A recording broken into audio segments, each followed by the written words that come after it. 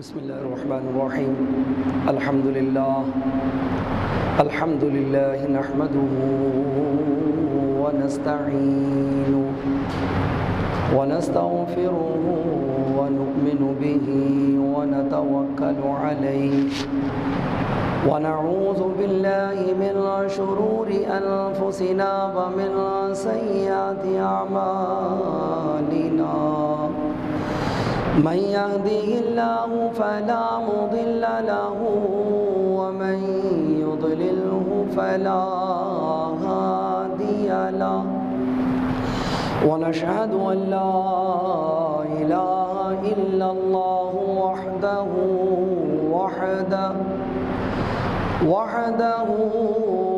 لا شريك له. ونشهد أن سيدنا ومولانا محمد وعلى آله وأصحابه وأهل بيته أجمعين. أما بعد فأعوذ بالله السميع العليم من الشيطان الرجيم. بسم الله الرحمن الرحيم. ولا تقولوا لمن يقتل في سبيل الله أموات بل أحياء ولكن لا تشعرون. صدق الله مولانا العظيم وصدق رسوله النبي الكريم الأمين. ونحن على ذلك من الشاهدين والشاكرين والحمد لله رب العالمين. إن الله وملائكته يصلون على النبي يا أيها الذين آمنوا صلوا عليه وسلموا تسليما. بابا سے بلند درود پاک الصلاۃ والسلام علیک یا سیدی یا رسول اللہ وعلى آلك واصحابك يا نبي الله. الصلاة والسلام عليك يا سيد المرسلين وعلى آلك واصحابك يا محبوب رب العالمين. الصلاة والسلام عليك يا رحمة للعالمين وعلى آلك واصحابك يا شفيع المذنبين. کونین میں بلند ہے رتبہ حسین کا، کونین میں بلند ہے رتبہ حسین کا، بے مثل ہے جہاں میں کنبہ حسین کا. فرش زمین سے عرش تک شہرہ حسین کا، کونین میں بلند ہے رتبہ حسین کا، بے مثل ہے جہاں میں کنبہ حسین کا، سلطان دو جہاں ہے نانا حسین کا. حمد و صلات کے بعد آج جمعۃ المبارک ہے، محرم الحرام. آنے والا جو دن ہے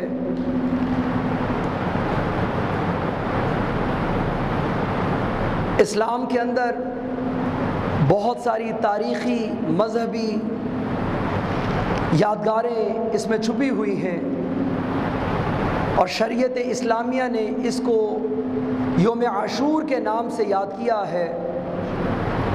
یہ وہی یوم عاشور، یہ وہی دن ہے کہ جس میں اللہ رب العزت نے آسمان اور زمین کو پیدا کیا.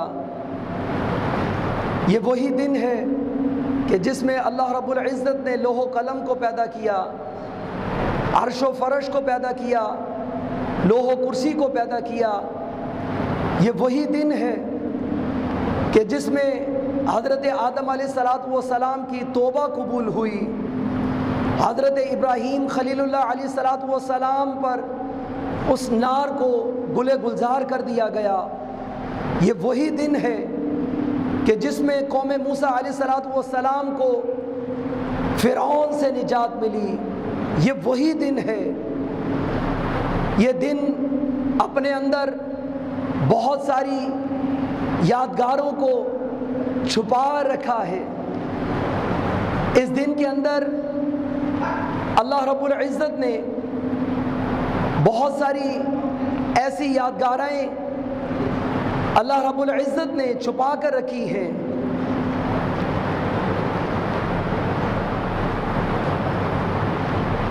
اللہ رب العزت کا یہ ارشاد گرامی ہے وَلَا تَقُولُوا لِمَنْ يُقْتَلُ فِي سَبِيلِ اللَّهِ أَمْوَاتٌ بَلْ أَحْيَاءٌ وَلَكِنْ لَا تَشْعُرُونَ۔ اسی ضمن میں حسنین کریمین رضی اللہ تعالی عنہما اور ان ایام کے اندر جو واقعات پیش آئے اس کے بارے میں آج میں آپ سے گفتگو کروں گا۔ دعا ہے اللہ کریم سے اللہ تعالی مجھے حق بات کہنے کی توفیق عطا فرمائے۔ سب سے پہلے یہ انتہائی متبرک دن ہے، بڑا احترام والا دن ہے۔ ملت اسلامیہ اس کو یوم عاشور کے نام سے جانتی ہے۔ پورا عالم اسلام شہدائے کربلا کی یاد منا رہا ہے، اور ملت اسلامیہ اس کو انتہائی عقیدت اور احترام کے ساتھ اس کو جانتی ہے۔ یہ واقعہ اسلام کی عظمتوں میں، یہ واقعہ اسلام کی عظمتوں کے اندر اپنی ایک یاد رکھتا ہے۔ یہ اسلام کی سطوتوں کا بیان بھی ہے۔ یہاں پر یہ میں عرض کرنا چاہتا ہوں، یہ واقعہ محض ایک داستان یا واقعہ یا قصہ سمجھ کر اس کو سن لینا یہ مسلمانوں کی شان نہیں ہے۔ یہ داستان ایک واقعہ، اس واقعے کو ایمان سمجھ کر سننا چاہیے، اس لیے کہ اس میں بہت ساری یادگاریں جو ہیں وہ چھپی ہوئی ہیں۔ یہ باقاعدہ ہمارے ایمان کا ایک حصہ ہے، اس کو ایمان کا ایک تصور سمجھ کر اس کو سننا چاہیے۔ تو میں بلا تمہید بلا تاخیر اپنی گفتگو کی طرف میں آتا ہوں۔ سن وہ 60 ہجری تھا۔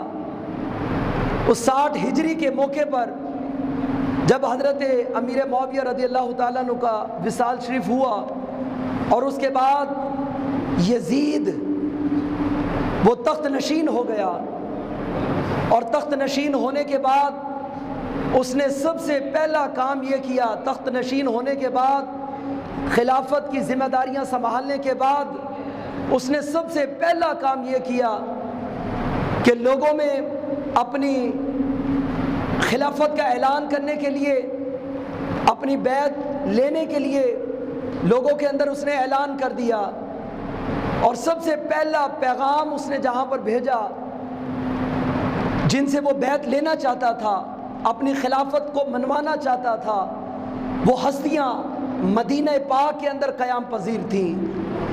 وہ ہستیاں، ان ہستیوں کے اندر سب سے پہلے امام علی مقام امام حسین علیہ السلام تھے، حضرت عبداللہ ابن عمر، عبداللہ ابن زبیر رضی اللہ تعالیٰ عنہم تھے،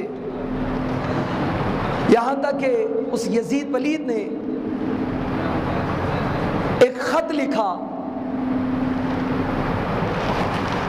گورنر مدینہ کے نام ولید بن عقبہ، اس کے نام یہ خط لکھا کہ یہ میرا پیغام حضرت امام علی مقام امام حسین علیہ السلام تک یہ پیغام پہنچا دو کہ وہ میری خلافت کو اور میری بیعت کو وہ مان لیں، تسلیم کر لیں، یہ ان کے حق میں بہتر ہوگا، ورنہ ان کے ساتھ جنگ کی جائے گی۔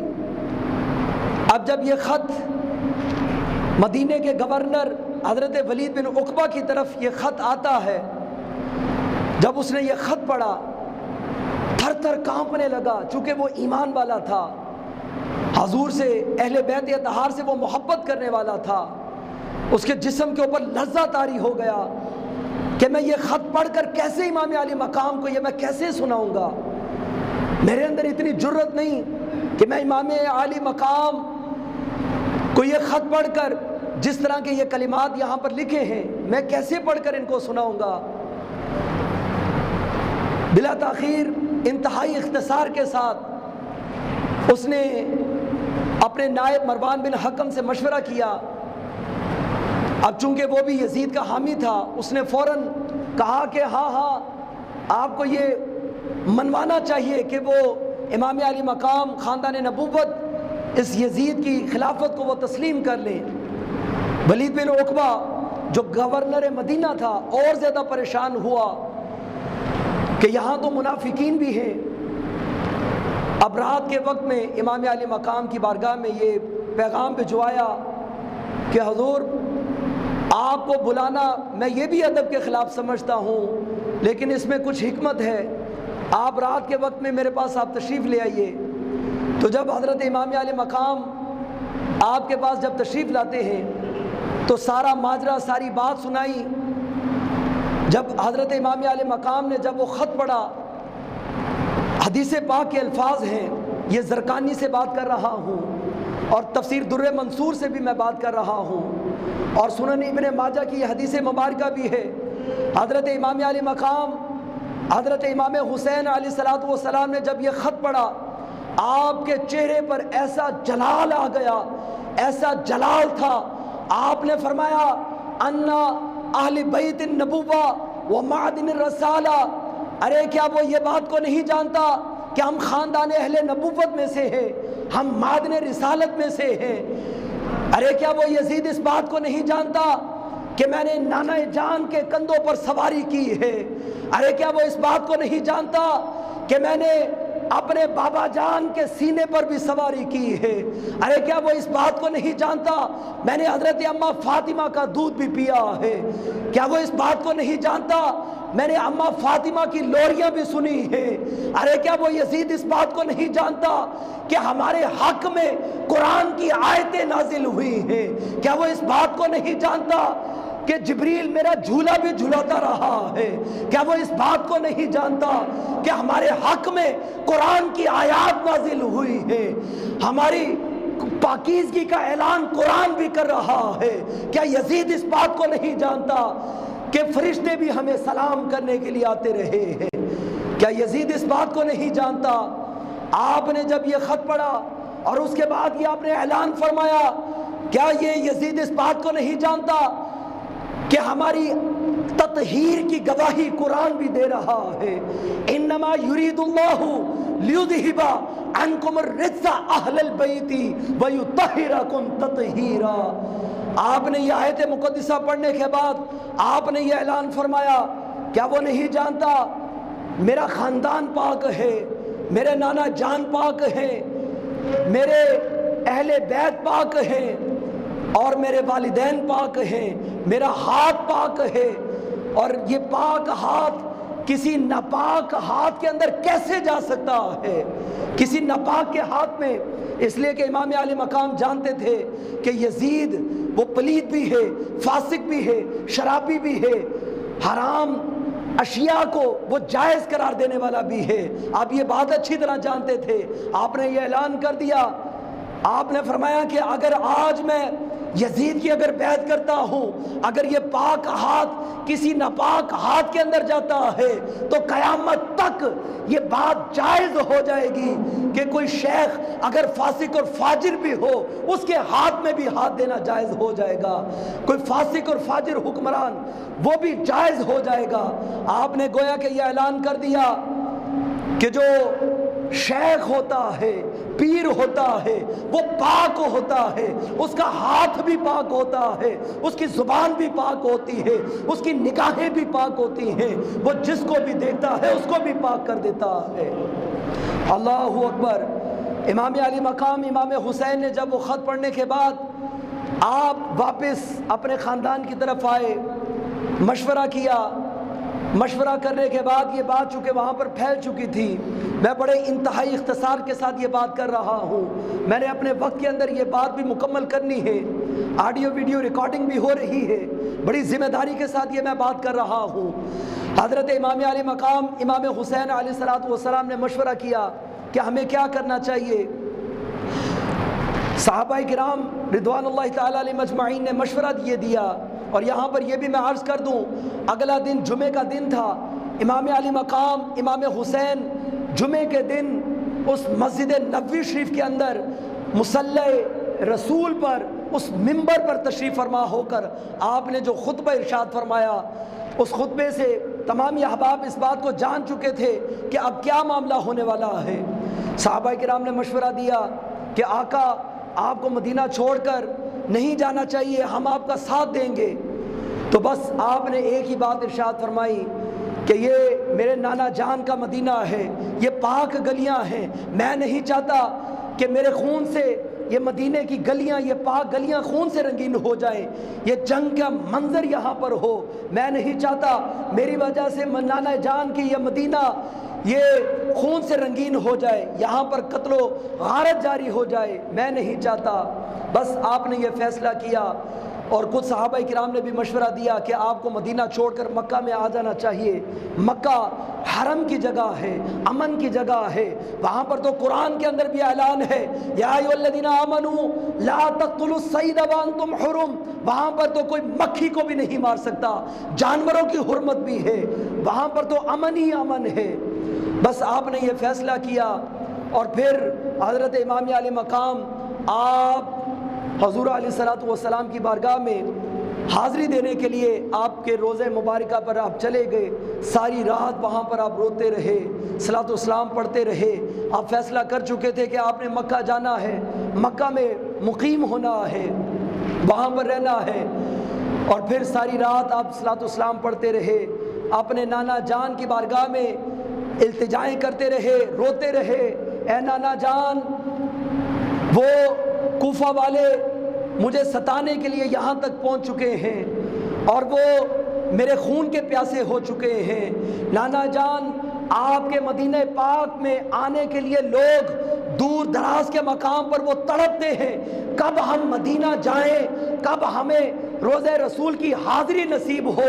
اور بعض اوقات ایسے ہوتا ہے کہ اگر کوئی حاجی حج کرنے کے لیے وہاں پر اگر زیارت کے لیے آتا ہے، روزہ رسول پر جب وہ آتا ہے، وہ التجا کرتا ہے، آقا میں آپ کی بارگاہ میں آ چکا ہوں، آقا میرے لیے نظر کرم کر دیجئے، میں دوبارہ پھر آپ کی بارگاہ میں حاضر ہو جاؤں، میں دوبارہ پھر آپ کی بارگاہ میں حاضر ہوں۔ لیکن امام علی مقام اس وقت یہ دعا کر رہے تھے، اے آقا، لوگ دعا کرتے ہیں آقا میں دوبارہ پھر صلاۃ والسلام کے لیے آپ کی بارگاہ میں حاضر ہوں، لیکن آقا آپ کا یہ نواسا، آپ کا یہ بیٹا، آپ کا یہ لخت جگر یہ دوبارہ حاضر نہیں ہو سکتا، یہ آخری وقت تک یہ الوداع ہونے کے لیے آپ کی بارگاہ میں آیا ہے۔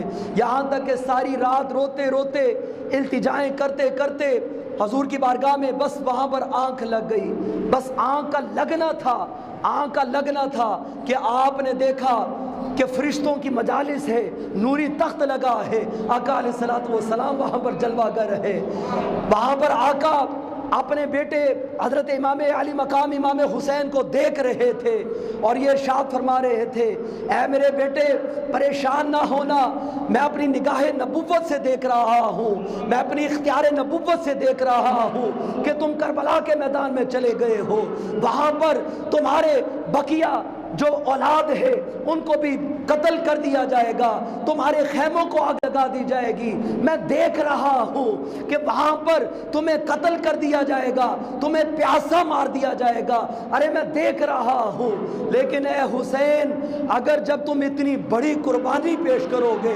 اتنی بڑی قربانی پیش کرو گے، جاؤ میں تمہارے لیے یہ اعلان کرتا ہوں کہ تمہیں قیامت تک سید الشہداء کے نام سے یاد کیا جائے گا، قیامت تک اس کربلا کے تذکرے ہوتے چلے جائیں گے، اس کربلا کے جو واقعات ہیں، جو تذکرے خیر ہے وہ ہوتے چلے جائیں گے، یہاں تک کہ صبح ہو گئی، حضرت امام علی مقام امام حسین رضی اللہ تعالیٰ عنہ کی آنکھ کھلی، چونکہ حضور کی طرف سے حکم مل چکا تھا، آپ وہاں سے آپ نے ارادہ کیا کہ آپ وہاں سے مجھے مکہ چلے جانا چاہیے۔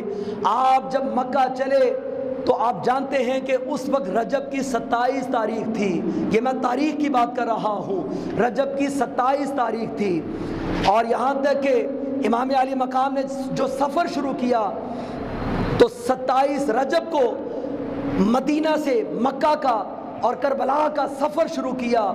ادھر آج سے 63 سال قبل حضور علیہ الصلوۃ والسلام نے بھی 27 رجب کو مکہ سے سفر معراج کے لیے سفر کیا تھا۔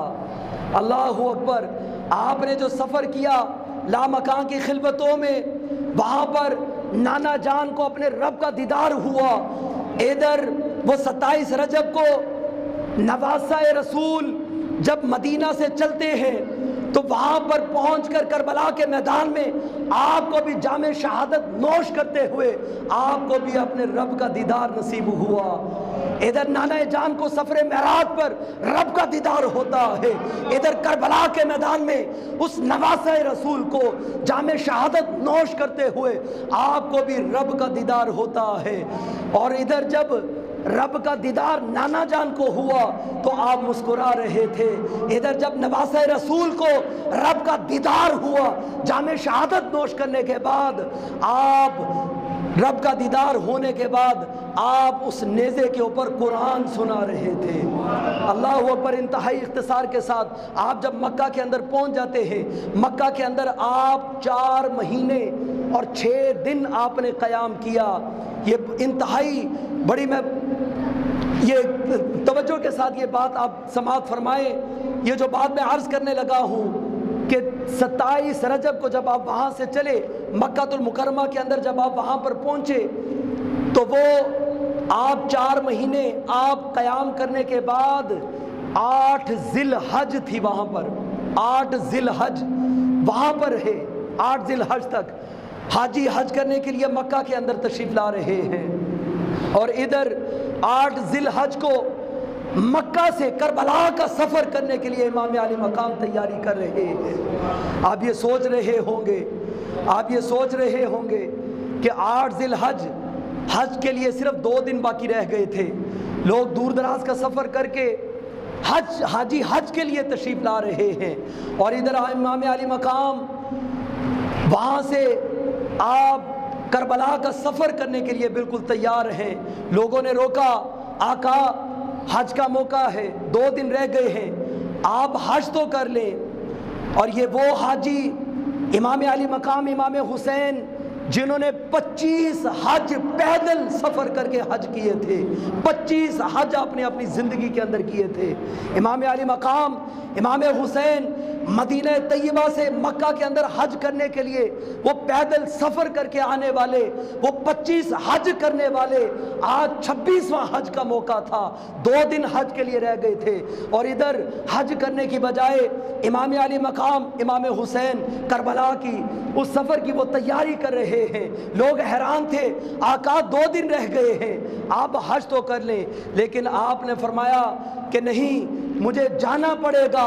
روکنے والے روکتے رہے، لیکن آپ نے آخری خطبہ بس یہی ارشاد فرمایا کہ مجھے جانا پڑے گا حرمت قرآن کی خاطر، مجھے جانا پڑے گا عظمت ایمان کی خاطر، نہیں جاتا تو حیدر کے گھر کی آن نہیں رہتی، تمہارا ایمان میری غیرت ایمان نہیں رہتی، مجھے جانا پڑے گا، مجھے جانا پڑے گا، اس لیے کہ میرا کچھ بھی نہ رہے لیکن خدا کا نام باقی رہ جائے، مجھے جانا پڑے گا۔ بس آپ نے یہی خطبہ ارشاد فرمایا، اور اس کی 3 وجوہات ہیں، چونکہ وقت انتہائی مختصر ہے، بس یہی 3 وجوہات میں آپ کے سامنے گوشگوار کروں گا بڑی ذمہ داری کے ساتھ۔ امام زرقانی نے بھی اس کو لکھا، تفسیر در منصور نے بھی اس کو لکھا ہے کہ پہلی وجہ، حالانکہ حج کا موقع ہو، لوگ حاجی حج کرنے کے لیے تشریف لا رہے تھے، اور ادھر 8 ذی الحج ہو چکی تھی، ادھر امام علی مقام سفر کرنا شروع کر رہے ہیں، لوگ روکتے رہے۔ آپ نے پہلی وجہ فرمائی کہ مجھے آقا علیہ الصلوۃ والسلام کا حکم ہے کہ بیٹا تمہارا حج یہاں پر نہیں ہوگا، کربلا کے میدان میں تمہارا حج ہوگا۔ لوگ یہاں پر حاجی حج کرنے کے لیے آئیں گے، لیکن یہاں پر وہ اپنی بکریوں کی قربانی دیں گے۔ اے میرا بیٹا، تمہاری جو قربانی ہوگی، تمہارے بیٹوں کی قربانی ہوگی، علی اصغر کی قربانی ہوگی، علی اکبر کی قربانی ہوگی، تم اپنے بیٹوں کی قربانی دو گے، اپنی قربانی دو گے، تمہارا حج اور ہے، لوگوں کا حج اور ہے۔ اللہ اکبر۔ آپ نے سفر رحلت باندھا، آپ وہاں سے تشریف لے گئے، یہ تو پہلی اس کی وجہ ہو گئی، اور دوسری اس کی وجہ آپ یہ جان چکے تھے کہ یزید کی طرف سے 30 ایسے لوگ آ چکے تھے 30 سپاہی احرام پہن کر، اور ان کو یہ حکم ہو چکا تھا کہ حضرت امام علی مقام امام حسین جہاں پر بھی ملے، اگر مطاف میں ملے، منا میں ملے، عرفات میں ملے، جہاں پر بھی ملے موقع پا کر ان کو قتل کر دیا جائے اور ان کی لاش یزید کے دربار کے اندر پیش کی جائے۔ تو آپ یہ جانتے تھے، آپ کا یہ فرمان تھا، یہ حرم ہے، یہ کعبہ ہے، اس کا ادب میں سب سے پہلے لازم سمجھتا ہوں۔ میں نہیں سمجھتا کہ میری وجہ سے یہاں پر قتل و غارت ہو جائے، چونکہ آپ نے وہ نبی علیہ الصلوۃ والسلام کی وہ حدیث ارشاد فرمائی۔ آپ نے فرمایا کہ مجھے یاد ہے میرے بابا علی نے بھی یہ فرمایا تھا کہ اے حسین، ایک وقت ایسا آئے گا کہ کوئی شخص پہلا قتل یہاں پر کرے گا اور وہ جہنمی ہوگا، اور اس کے بعد مکہ کے اندر قتل جائز ہو جائے گا، یہاں پر قتل و غارت شروع ہو جائے گی، جنگ کا میدان لگ جائے گا۔ امام علی مقام نے فرمایا کہ میں نہیں جانتا کہ میری وجہ سے یہاں پر قتل ہو اور میں ہی وہ پہلا شخص ہو جاؤں جسے قتل کر دیا جائے، جسے شہید کر دیا جائے۔ بس مجھے یہ مکہ کی گلیاں بھی ادب والی لگتی ہیں، میں ان کا ادب و احترام سب سے پہلے لازم سمجھتا ہوں، میں اپنے ایمان کا لازمی جز سمجھتا ہوں، اور آپ نے اپنی امت کو بھی یہی سبق دیا۔ بس آپ سفر کرنے کے لیے بالکل آپ تیار ہو گئے۔ اس کربلا کے میدان کے اندر جب آپ چلے تو خدا کی قسم 8 ذی الحج کو جب آپ چلے تھے، 8 ذی الحج کو سفر کرتے کرتے آپ بوستان عامر کے اندر پہنچتے ہیں، بوستان عامر سے آپ سالبیہ کے اندر چلے جاتے ہیں، مزید سفر کرتے کرتے منزل بہ منزل آپ سرات پر پہنچتے ہیں، سرات سے آپ وہاں پر مغیثیہ کے اندر پہنچتے ہیں، مغیثیہ سے مسلسل سفر کرتے کرتے کربلا کے میدان کے اندر جب چلتے ہیں، وہاں پر جب پہنچتے ہیں آپ کے گھوڑے رک جاتے ہیں، اونٹ رک جاتے ہیں، قافلہ رک جاتا ہے۔ آپ نے گھوڑوں کو آگے چلانے کی بڑی کوشش کی، لیکن گھوڑے وہ اونٹ ایک قدم بھی آگے نہیں چلتے، حتیٰ کہ آپ بڑا عجیب و غریب منظر تھا۔ آپ نے کسی سے پوچھا کہ بھئی یہ کون سی جگہ ہے، ما اسم ھذ الارض، یہ زمین کون سی ہے؟ بتانے والے نے بتایا ھذ الارض کرب و بلاء، یہ کرب و بلا ہے، یہ کرب بلا کے میدان ہے۔ بس امام علی مقام نے جب اتنا سنا آپ کی آنکھوں میں آنسو آ گئے۔ آپ نے اپنے تمام رفقا کو، آپ نے اپنے تمام اہل بیت کو مخاطب کر کے یہ ارشاد فرمایا کہ یہی وہ جگہ ہے جس کے بارے میں میرے نانا جان نے مجھے پیشن گوئی کی تھی، مجھے ارشاد فرمایا تھا، مجھے حکم دیا تھا کہ یہی وہ جگہ ہے کہ جہاں پر تمہیں شہید کر دیا جائے گا، یہی وہ جگہ ہے کہ جہاں پر تمہارے بچوں کو ذبح کیا جائے گا، علی اصغر علی اکبر کو قتل کر دیا جائے گا، یہی وہ جگہ ہے کہ جہاں پر تمہارے خیموں کو بھی آگ لگا دی جائے گی، بس ہماری جگہ یہی ہوگی۔ بس وہ 2 محرم تھا، 2 محرم سے لے کر 7 محرم تک آپ نے وہاں پر پڑاؤ کیا، اپنا خیمہ لگایا۔ 2 محرم سے لے کر 7 محرم تک یزید کی طرف سے مسلسل پیغامات بھی آ رہے تھے، مسلسل پیغامات رسانی بھی ہو رہے تھے، لیکن نتیجہ کچھ نہیں نکلا۔ نتیجہ یہ نکلا کہ جب 9 محرم ہوا، 9 محرم انتہائی اختصار کے ساتھ 9 محرم کا دن تھا، عمر ابن سعد امام علی مقام کی بارگاہ میں آ کر کہتا ہے کہ بات مان لو یزید کی، ورنہ تمہارے حق میں بہتر نہیں ہوگا۔ اللہ اکبر، یہ بڑی عجیب سی بات ہے، خدا کی حکمت۔ آپ کو پتہ ہے یہ عمر بن سعد کون تھا؟ یہ حضور علیہ الصلوۃ والسلام کا سپہ سالار، جان نشین، وفادار حضرت سعد ابن وقاص، ابی وقاص رضی اللہ تعالیٰ عنہ کا بیٹا تھا عمر ابن وقاص۔ کیسی عجیب بات ہے، باپ جنتی ہے، بیٹا جہنمی ہے۔ باپ ساری زندگی آقا علیہ الصلوۃ والسلام کی غلامی اور وفاداری کرتا رہا، اور بیٹا جو ہے وہ آل اولاد کے ساتھ غداری کر رہا ہے، ان کے ساتھ جنگ کر رہا ہے۔ یہ کیسی عجیب سی بات ہے۔ المختصر یہ کہ 9 محرم کو یہ اعلان کر دیا گیا کہ امام علی مقام نے جب انکار کر دیا تو آپ نے فرمایا کہ یہ پاک ہاتھ ہے، میرا خاندان پاک ہے، میرے نانا جان پاک ہے، یہ پاک ہاتھ کسی ناپاک کے ہاتھ میں نہیں جا سکتا، یہ نہیں جا سکتا۔ تو عمر ابن سعد نے کہہ دیا کہ ٹھیک ہے، کل 10 محرم ہوگی، پھر یہاں پر کل فیصلہ ہو جائے گا، یہاں پر آج کی رات تمہیں مہلت دے دی جاتی ہے، حتیٰ کہ رات ہوتی ہے، اللہ اللہ کا ذکر ہو رہا ہے، سجدے ہو رہے ہیں، قیام و رکوع سجود ہو رہے ہیں۔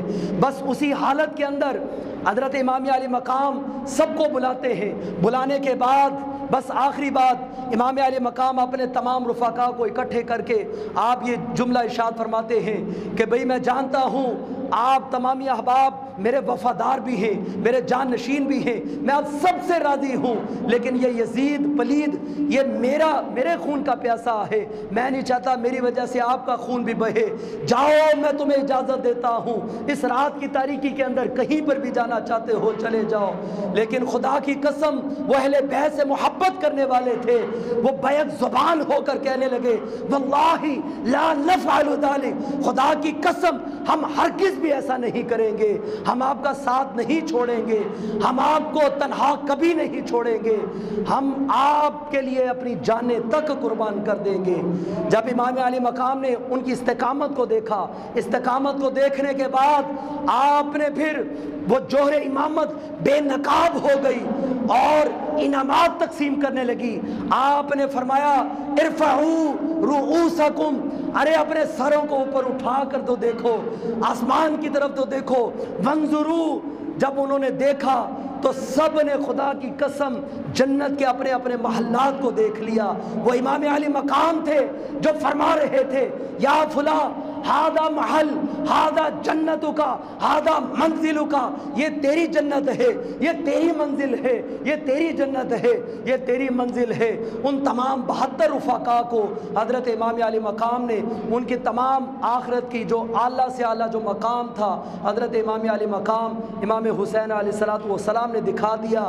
اس میں بے شمار اسباق ملتے ہیں۔